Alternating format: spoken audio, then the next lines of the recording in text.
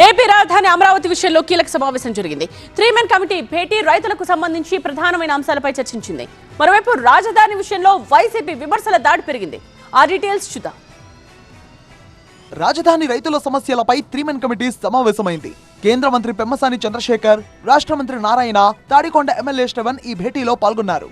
రైతుల ఫిర్యాదులు, వారి సమస్యలపై సమీక్షించిన committee second phase land pulling status పై చర్చించింది. ఎన్ఎస్పీ ప్రభావిత బాధితుల ఇళ్ల సమస్యపై చర్చించామని చెప్పారు పెమ్మసాని చంద్రశేఖర్.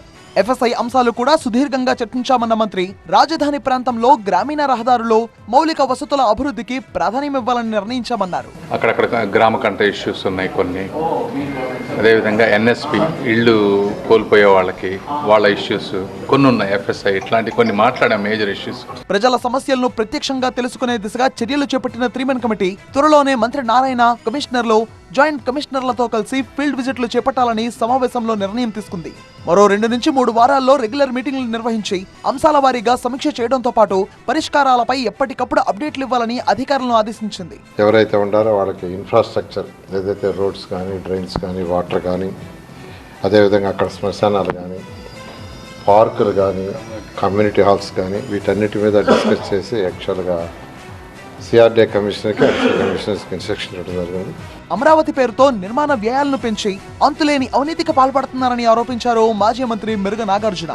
రైతుల దగ్గర చౌకగా భూములు తీసుకుని 50 కోట్లకు ఎకరా అంటూ బయట వ్యక్తులను మోసం చేస్తున్నారని ఆగ్రహం వ్యక్తం చేశారు. డెమోగ్రాఫికల్ ఇన్బ్యాలెన్స్ అంటున్న చంద్రబాబుకు ఇవేమీ కనిపించవా అని ప్రశ్నించారు.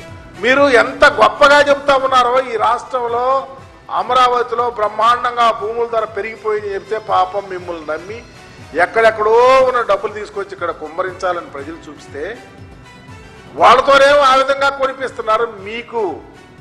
మీరు కొన్న భూమి కూడా ఎలాంటిదో తెలుసా? ఈ 25,000 గజాల్లో ఒక 1000 గజాలు శ్మశానంగా అలాటైంది. అమరావతిపై అటు ప్రభుత్వం దూకుడుగా ముందుకెళ్తుంటే మరోవైపు విమర్శలతో ఎండగడుతోంది వైసీపీ.